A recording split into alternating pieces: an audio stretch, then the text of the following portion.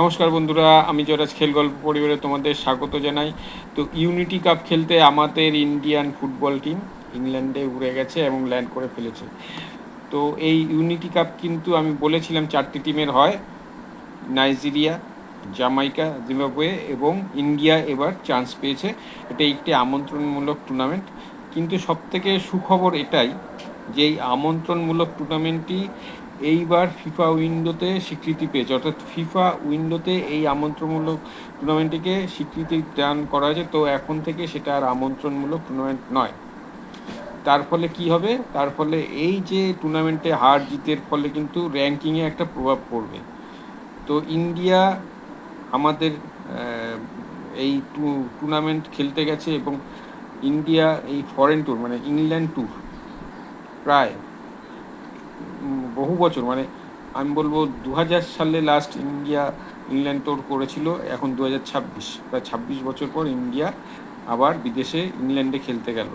সেই সময় ইন্ডিয়া নেতৃত্ব দিয়েছিল বাইচুং ভুটিয়া, এবং ইন্ডিয়া প্রথম ম্যাচ খেলেছিল ফুলামের সাথে, যেখানে 2-0 গোলে ফুলামের কাছে ইন্ডিয়া হারে।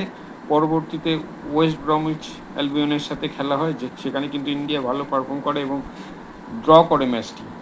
এবং আরেকটি প্রদর্শনী ম্যাচ হয় ইংল্যান্ডেই, থার্ড ম্যাচ, সেখানে বাংলাদেশের সাথে খেলা হয়, বাংলাদেশকে 1-0 গোলে ইন্ডিয়া হারায়। তো বহু বছর পর ইন্ডিয়া আবার ইংল্যান্ডে খেলতে গেছে, ইন্ডিয়ান ফুটবল টিম, এবং এই রকম একটা বড় ধরনের টুর্নামেন্টে খেলতে গেছে, যেখানে নাইজেরিয়া বর্তমান র্যাঙ্কিং হচ্ছে গিয়ে 21 এবং জামাইকা, যার বর্তমান র্যাঙ্কিং 79 মোস্ট প্রবলি। তো খুব টাফ একটা বলবো যে মানে প্রতিযোগিতা হতে চলেছে ইন্ডিয়ার ক্ষেত্রে, কারণ এই 4 টিমের টুর্নামেন্টে সেমিফাইনাল থেকে খেলা হবে। প্রথম খেলা হচ্ছে নাইজেরিয়া এবং জিম্বাবুয়ে, যে জিতবে সে ফাইনালে যাবে। পরের দিন 27 মেতে হচ্ছে গিয়ে ইন্ডিয়া এবং হবে জামাইকা। যদি ইন্ডিয়া জামাইকাকে হারিয়ে দিতে পারে তাহলে কিন্তু চ্যাম্পিয়নশিপের মানে হচ্ছে ফাইনালে চলে যাবে এবং চ্যাম্পিয়নশিপের জন্য লড়তে পারবে। তো দেখা যাক ইন্ডিয়া কেমন খেলে। আর যদি কোনো ক্রমে ইন্ডিয়া হেরে যায় তাহলে থার্ড প্লেসের জন্য কিন্তু খেলা রয়েছে। তো এই হচ্ছে ব্যাপার। এই টুর্নামেন্টে 26 থেকে 30 মে পর্যন্ত হবে। আর ইন্ডিয়ার যে স্কোয়াড এবার গেছে তাতে কিন্তু মোহনবাগানের যে 7 জন প্লেয়ার তাদেরকে নেওয়া হয়নি বা তাদেরকে ছাড়া হয়নি মোহনবাগানের পক্ষ থেকে, কারণ তারা মোহনবাগান বলছে যে এটা ফিফা উইন্ডোর মধ্যে যেহেতু টুর্নামেন্টটি নয়, সেই হেতু মোহনবাগান তাদের প্লেয়ারকে ছাড়বে না।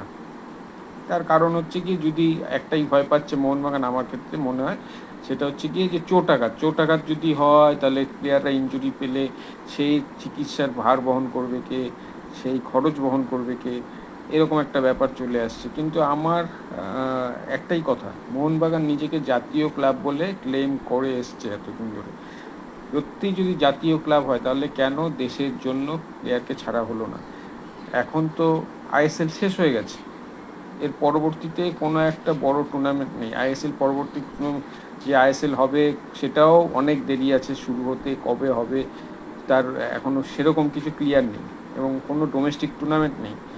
তো এখানে এই প্লেয়ারগুলোকে না ছাড়ার কারণ কি? এরা যদি ইন্ডিয়ার হয়ে খেলে একটা ভালো রেজাল্ট করে আসে তাহলে তো আমাদের দেশের নামই উজ্জ্বল হবে, এবং এই প্লেয়ারগুলো একটা ভালো এক্সপোজার পাবে, ভালো একটা এক্সপিরিয়েন্স হবে। এত বড় টিমের সাথে ইংল্যান্ডের মতো মাটিতে খেলতে গেছে, কিন্তু মোহনবাগান ম্যানেজমেন্ট তাদেরকে ছাড়লো না।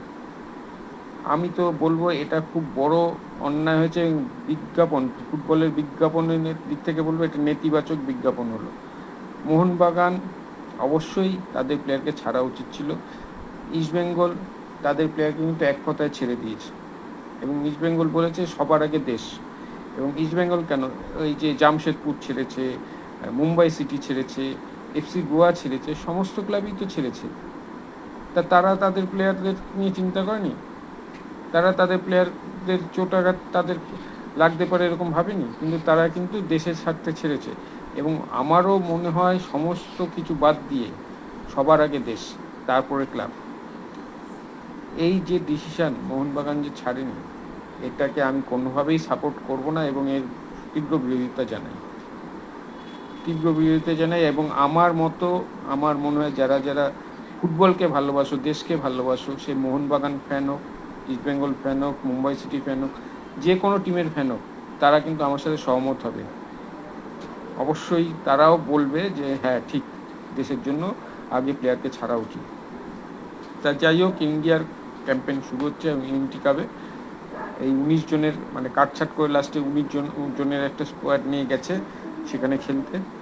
আশা করব ইন্ডিয়া পজিটিভ খেলবে এবং ভালো কিছু করার চেষ্টা করবে।